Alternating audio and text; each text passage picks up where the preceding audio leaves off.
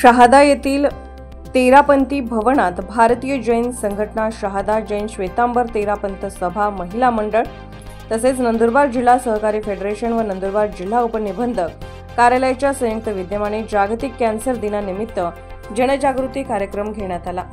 यावेळी विविध मान्यवरांनी कॅन्सर आजारासंबंधी उपाय, काळजी या विषयावर प्रबोधनात्मक संभाषण केले। कार्यक्रमाच्या अध्यक्षस्थानी ज्येष्ठ नेते डॉ. कांतीलाल टाटिया होते, तर प्रमुख अतिथी म्हणून महावीर पतसंस्थेचे चेअरमन रमेशचंद्र सोरडिया, नंदुरबार जिल्हा उपनिबंधक अधिकारी श्रीमती भारती ठाकोर व नंदुरबार सहाय्यक निबंधक नीरज चौधरी, सहाय्यक अधिकारी सौ कुंती पाडवी, साधू मार्गी संघाचे अध्यक्ष प्रकाशचंद कोठडिया, वर्धमान स्थानकवासी जैन संघाचे अध्यक्ष ॲडव्होकेट प्रदीप टाटिया, जैन श्वेतांबर तेरापंथ सभेचे अध्यक्ष कैलास संचेती, भारतीय जैन संघटनेचे सल्लागार भरत ओस्तवाल, विभागीय उपाध्यक्ष भवरलाल जैन आदींची प्रमुख उपस्थिती होती।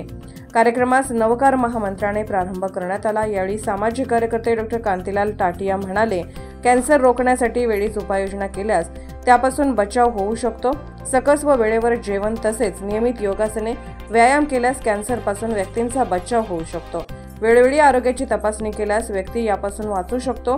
तर डॉ. सपना जैन म्हणाल्या, वाढते शहरीकरणामुळे प्रदूषण वाढल्याने मानवी शरीरावर त्याचा परिणाम होत आहे। त्यातच मोठ्या प्रमाणावर शेतीत पेस्टिसाइडचा वापर होत असल्यामुळे आरोग्याचे गंभीर स्वरूपाचे दुष्परिणाम दिसून येत असल्यामुळे सेंद्रिय भाजीपाला, फळांचा वापर नागरिकांनी करावा।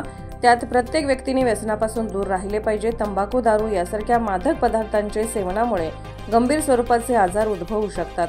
व्यसनापासून दूर राहिल्यास दुर्धर आजारापासून व्यक्तीची सुटका होऊ शकते। वेळीच उपचार घेतल्यास कॅन्सरसारख्या आजाराचा सामना सहज शक्य असल्याचे मत त्यांनी व्यक्त केले।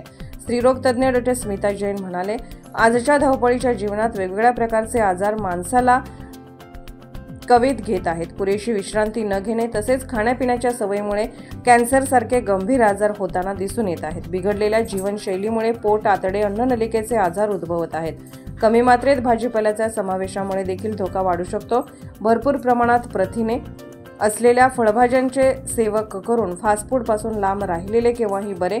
जेवढ्या प्रमाणात आपण जेवण करतो त्याच प्रमाणात संतुलित व्यायाम करणे देखील गरजेचे आहे। बाजारात भेसळयुक्त पदार्थाचे सेवन करताना विशेष काळजी घेणे गरजेचे असून भेसळयुक्त पदार्थामुळे होणाऱ्या दुष्परिणामाची माहिती इतरांना द्यायला हवी।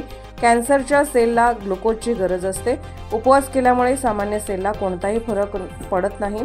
कॅन्सरच्या सेलला मेटाबॉलिझमची आवश्यकता असते। ग्लुकोजच्या कमतरतेमुळे कॅन्सरच्या सेल्स मरतात असे संशोधनात आढळून आले आहे। यामुळे उपवासाचे महत्त्व अधोरेखित होते। कॅन्सरचे वेळीच निदान झाले तर त्याचा उपचार सहज शक्य आहे। यासाठीच नागरिकांमध्ये जनजागृती निर्माण होणे काळाची गरज निर्माण झाली आहे, असे त्या म्हणाल्या।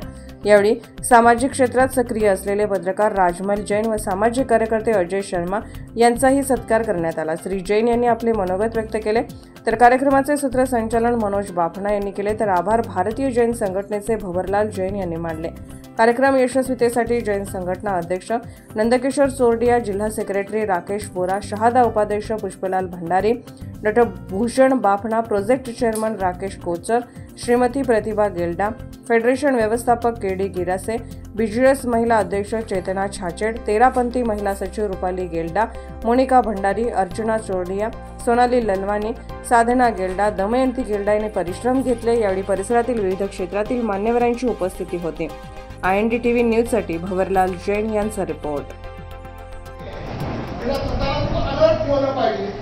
काय लक्षात मॅडम तुम्हाला सांगतील, पण मला असं वाटतं की त्या दृष्टिकोनातून सर्वसाधारण एक कॉमन सगळ्यात जो काही लक्षण आहे ते वजन कमी होतं। अचानक वजन कमी व्हायला लागतं आणि आपल्याला वाटतं काय झालं।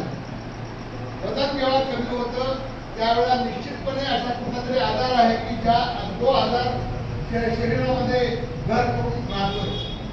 ही सगळी जे आजार आहे आई बात समझ में? आपको एक घटना याद है क्या? शाला में एक बार ऐसे हुआ था कि केलों पे कुछ छिड़का गया और केलों की बहुत बड़ी बढ़त हो गई थी। इतने बड़े बड़े केले हो गए थे। जेंट्स को पता है सब, लेडीज को पता है? मसावत में क्या हुआ था? परंतु मी गेल्या 2 वर्षापूर्वी म्हणजे 17 जून पर्यंत 2024ला 2-3 वर्षामध्ये मी डायबिटीसवर दुर्लक्ष केलं दादा. त्या दुर्लक्ष केल्यामुळे माझ्या जेवणाचे शेड्यूल बिघडलं, माझी वेळेवर औषध घेतली गेली नाही. परिणाम असा झाला की मला आता 24 जूनला 6 व्हॅन्स माझ्या ब्लॉक झाल्या. LED 90%, 90% ब्लॉक आणि LCL 80%. आणि योग बघा की जेव्हा माझं ऑपरेशन झालं आणि त्याच्या 15 दिवसानंतर मला बायपास केल्यानंतर 15 दिवसानंतर मी जेव्हा डाएट करायला लागलो, शेड्यूल पाहायला लागलो, वेळेवर जेवायला लागलो, वेळेवर औषध घेतोय, वेळेवर 1 तास सकाळी रात्री फिरणं करतोय, तर माझी शुगर नॉर्मल होऊन गेली आणि बायपासची एकदम रिकव्हरी चांगली होते.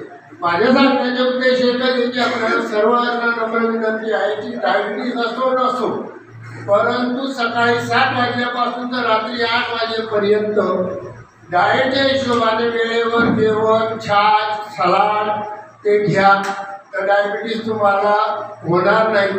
झालेली असेल तर ती कंट्रोलमध्ये राहील, हे माझा अनुभव.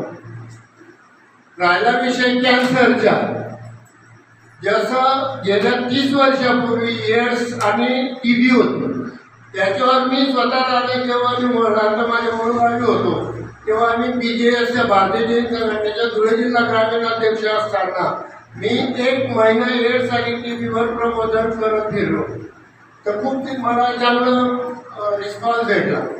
त्या पद्धतीने आजच्या काळामध्ये कॅन्सर आणि डायबिटीस आणि बायपास हे खूप जोरात चालले. कॅन्सरचे माझ्या फॅमिलीमध्ये जवळचे एक आत्या, एक मामी आणि एक माझी मोठी बहीण जी आपल्या शहरात कुचेरिया परिवारमध्ये आहे. हे 3 पेशंट मी जवळून बघितले, त्याच्यामध्ये 2 पेशंटची सेवा मी जवळून केली आहे. तर व्हील पॉवर कॅन्सरमध्ये असणं आवश्यकता आहे.